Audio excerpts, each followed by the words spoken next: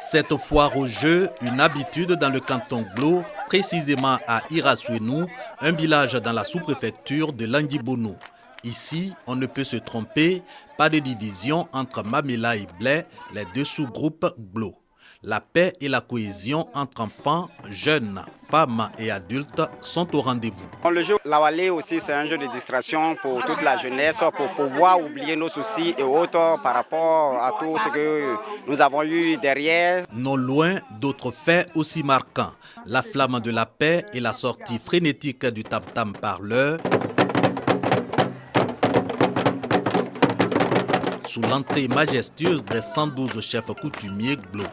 Des apparats peu ordinaires pour annoncer un événement spécial, la Journée nationale de la paix.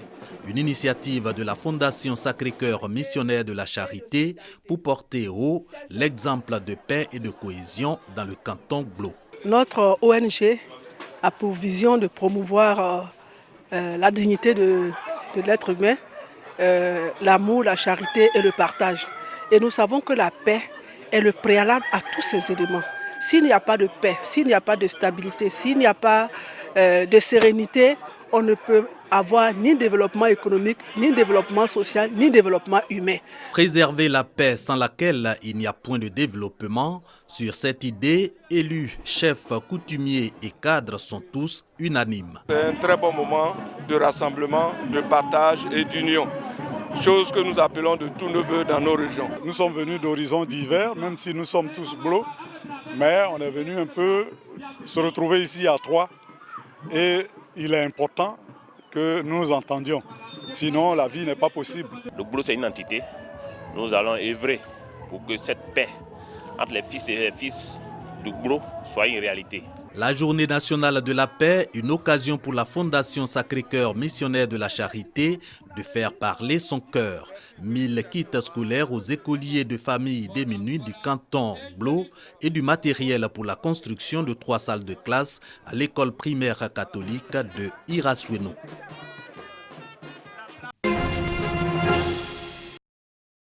Isaac de Bancolé, acteur ivoirien mondialement reconnu. Philippe Lacotte, réalisateur franco-ivoirien du film Run, et Amadou Bakayoko, directeur général de la RTI, sur un même plateau.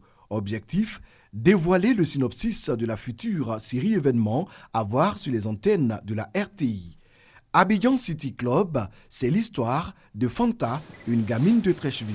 Son rêve, devenir championne de taekwondo. 13 épisodes de 26 minutes qui seront déclinés à l'international en 6 épisodes de 52 minutes. Voilà, donc c'est une première saison.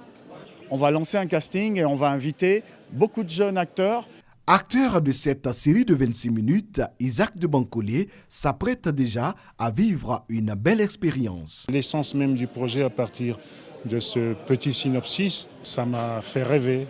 C'est quelque chose que j'avais peut-être fait dans 24 heures chrono, où j'étais dans 8 épisodes de la saison 7. Mais commencer à partir, comme on dit, à partir de scratch, c'est-à-dire à partir d'une idée, à partir de 5 lignes, c'est avoir non seulement la confiance des bailleurs de fonds, mais c'est aussi avoir la confiance des acteurs, du réalisateur. Partenaire diffuseur et financier, la RTI accompagne le développement de cette série. Le tournage débute en 2018. Isaac de Bancolé et Philippe Lacotte sont deux des talents avérés de l'audiovisuel et du cinéma ivoirien. Et une partie de notre rôle, c'est aussi d'accompagner ces talents sur leur projet. Donc nous sommes doublement satisfaits. Le projet est très intéressant et les partenaires que nous avons autour de cette coproduction sont vraiment de premier plan.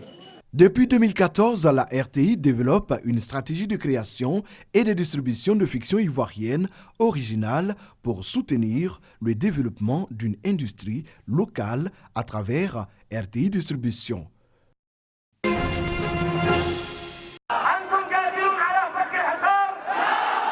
La colère gronde dans les rues de Sanaa. Le peuple se soulève contre le blocus sévère imposé par la coalition menée par l'Arabie saoudite.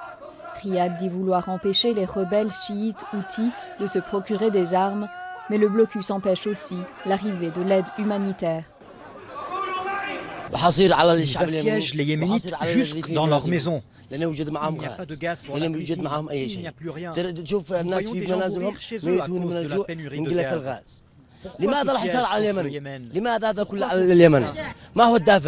Autre conséquence, les stations essence sont désertes. Quelques familles font tout de même la queue avec des bidons vides dans l'espoir d'une arrivée providentielle de gasoil. Son prix est maintenant hors de portée pour la plupart des Yéménites. Cela fait presque une semaine que nous attendons ici. Chaque jour, ils nous disent « le camion est là, le camion est là », mais ce n'est pas vrai. Le Yémen est un des pays les plus pauvres du monde et dépend presque entièrement des importations de nourriture, de pétrole et de médicaments.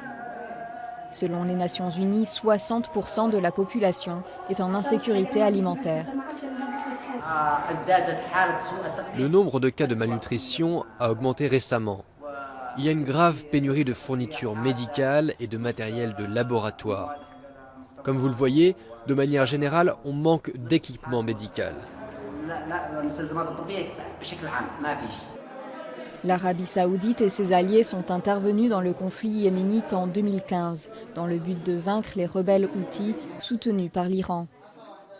Mais 2 ans et demi plus tard, les Houthis contrôlent toujours la capitale et la majorité du nord. Et les tensions entre les 2 grandes puissances du Moyen-Orient ne semblent pas s'apaiser.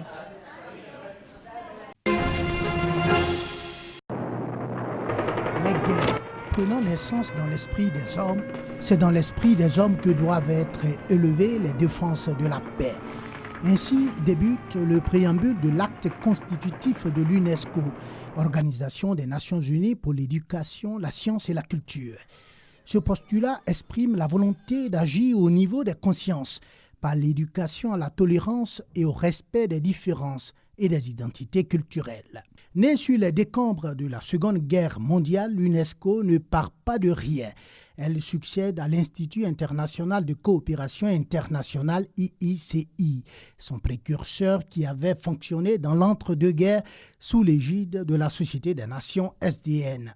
Alors que rien ne semblait pouvoir endiguer la vague de barbarie qui déferlait sur la planète, les ministres de l'éducation des pays européens, agressés par l'Allemagne nazie et ses alliés, évoquent la reconstruction de leur système éducatif après le retour de la paix. Le 1er novembre 1945, une quarantaine d'États se réunissent sous l'impulsion de la France et de la Grande-Bretagne. Toutes deux très éprouvées par le conflit et décident de créer une organisation dont l'ambition serait de développer la solidarité morale et intellectuelle de l'humanité à travers la promotion de la paix dans le monde et une meilleure entente entre les peuples. Le 16 novembre 1945, 37 pays signent l'acte constitutif de l'UNESCO, dont l'entrée en vigueur se fait le 4 novembre 1946, après sa ratification par 20 pays. Les années 1960 voient l'admission de nombreux pays à peine émancipés de la tutelle coloniale. En sens inverse, les États-Unis, suivis de très près par la Grande-Bretagne, claquent la porte de l'organisation au milieu des années 1980. Ils sont en effet violemment hostiles au projet phare de l'UNESCO, à savoir l'établissement d'un nouvel ordre mondial de l'information qui ambitionne de combattre l'hégémonie des pays du Nord en matière d'information en aidant les pays en développement à se doter de leurs propres organes de presse. L'opération se soldera par un échec, mais privera l'organisation près de 20 ans durant de l'un de ses principaux bailleurs de fonds.